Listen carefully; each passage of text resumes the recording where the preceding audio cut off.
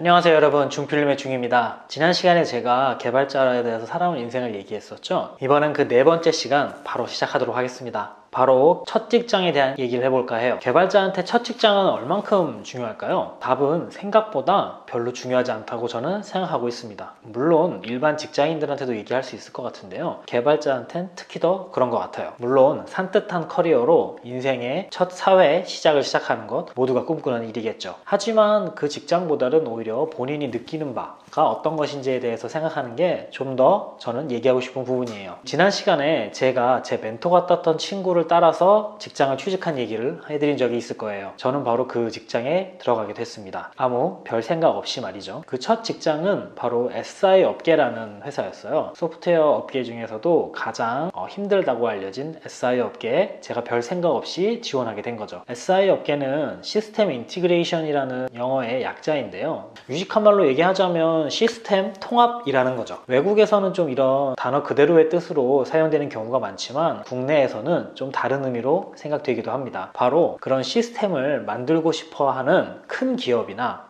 관공서 같은 데에 들어가서 하청업체가 돼서 일을 하는 거죠. 즉 남이 만들고 싶어 하는 거를 다른 사람이 들어가서 만들어주는 걸 뜻해요, 보통 우리나라에서는. 그래서 고객들이 보통 아까 말한 관공서나 그런 대형 기업들이 많죠. 거기서 하청을 내려주고 거기서 또 다시 재하청 같은서 하는 업계를 우리나라에서는 보통 SI 업계라고 말해요. 한국 IT 근로자의 근무 시간이 늘어난다거나 아니면 정말 갑질과 과로로 한국 IT 개발자들이 힘든 상황을 겪고 있다는 것, 보통 이 SI 업계에서의 일입니다. 물론 산업 구조 자체를 얘기하는 것이지 모두가 100% 그런 일을 당하고 있다고는 말할 수 없어요. 그런데 저는 왜 SI 업계에 발을 들인 것을 좋다고 생각하고 있느냐? 바로 제 현실을 바라보기 너무 좋았던 곳이었던 거죠. 바로 일명 정신을 차린다고 하죠. 이전 편에서 얘기해서 알았지만 제가 별로 좋은 대학에 가지 못했다고 말씀드렸잖아요. 그리고 딱히 개발 외에는 다른 걸 해보고 싶다는 생각도 안 했습니다. 그냥 개발이 좋고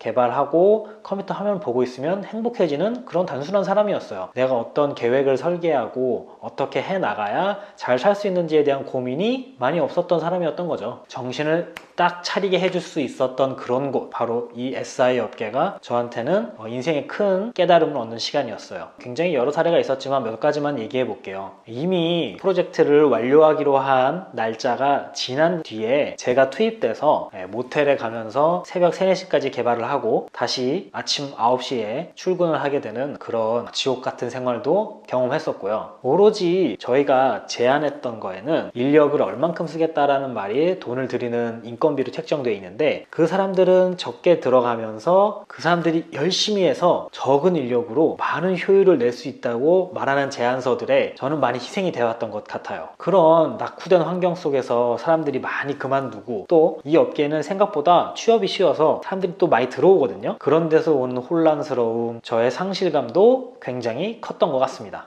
그리고 하청과 재하청, 요즘 말하는 가불병정부 이렇게 내려가는 하청 구조에서 수직적인 구조와 제가 그 안에서 살아갈 수밖에 없는 그런 안타까움도 많이 느꼈던 것 같아요. 모두 그런 일정이나 돈에 관련된 것에 사람을 갈아넣는 그런 시스템이었던 거죠. 그런 환경 속에 있다 보면은 사람은 당연히 정신을 차릴 수밖에 없지 않을까요? 왜냐면 제가 그랬거든요. 그래서 딴 생각을 하기 시작했죠. 저는 아마 제가 첫 직장부터 굉장히 좋고 남들이 다 아는 좋은 기업에 들어갔다면 이렇게 그런 생각을 살면서 살아왔을 것 같지는 않아요. 왜냐면 다른 걸 하지 않아도 지금 상태가 만족스럽고, 그리고 그런 업체들은 대부분 돈을 많이 주고요, 내가 할 수 있는 것들을 자유롭게 해주는 그런 좋은 회사. 그런데 처음부터 사회 초년 때 제가 들어갔다면 아마 제 성격에 그렇게까지 자극이 많이 되진 않았을 것 같아요. 왜냐면 좀 제가 배수진이 뒤에 있어야 그때에서야 좀 약간 똥줄이 타는 그런 스타일이거든요. 사실 저는 그때 개발만 할 수 있으면 어디든 즐거운 거 아니야? 라는 생각도 하고 있었고, 나는 그런 돈 같은 거 따라다니는 속물이 아니야 라고 굉장히 나이브하게 생각했던 점들이 많아요. 커리어를 어떻게 해서 뭐를 잃어보겠다 라든지, 아니면 좀 더 머리를 써서 좋은 직장에 어떻게 하면 갈 수 있는지에 대해서 그렇게 고민하지 않았던 것 같습니다. 그렇게 나이브하기만 했던 제 생각을 깨우쳐 준 게 바로 그 업계에 발을 들인 제 자신이었던 거죠. 그만큼 SI 업계는 굉장히 터프합니다. 아마 그때 당시보다 많은 시간이 지난 지금도 그곳은 굉장히 힘든 곳이라고 전해 듣고 있어요. 어떻게 생각해보면 사회 초년생에게 쉬운 직장이란 없겠죠. 하지만 자신의 비전을 꿈꾸고 이 회사 안에서의 위치를 생각할 수 있을 만한 그런 산업 구조는 분명히 아니었던 것 같아요. 그때였습니다. 네, 한국에 아이폰 3GS가 처음 시판이 되었고 당연히 그런 것들에 관심이 많았던 저는 그걸 사게 됩니다. 아이폰 3GS를 쓰면서 이게 정말 세상을 바꿀 수 있겠다는 생각이 머릿속부터 든 거죠. 물론 앞에서 말했던 것처럼 그 업계는 굉장히 낙후돼 있었고 그 업계에서 내 꿈을 이룰 수 없다. 그리고 내 꿈이 뭐지? 라는 생각도 있게 만들 수 있는 그런 터프한 곳이었는데요. 그때 바로 아이폰 3GS가 국내에 들어왔을 때 그 핸드폰을 사게 된 다음부터 제가 딴 생각을 하면서도 확신을 좀 갖게 된 것 같아요. 아무리 회사가 별로고 그 업계 자체가 별로라는 생각이 들어도 막상 제가 월급을 받고 있고 많은 선후배들한테 듣는 얘기라던가 아니면 친한 친구들한테 얘기를 들어봐도 그때 당시에 그런 회사를 바로 때려치고 뭔가 새로운 걸 시도한다는 거는 그렇게 상상할 수 있는 분위기는 아니었던 것 같아요. 물론 지금도 굉장히 취업이 어렵고 지금도 창업이 어려워서 그런 선택을 쉽게 할 수 있을 거라고는 생각하지 않습니다. 저도 그래서 쉽게 회사를 그만두지는 못했던 것 같아요. 지나다 보니까 회사의 일도 익숙해지고 그리고 그 안에서 겪었던 일들도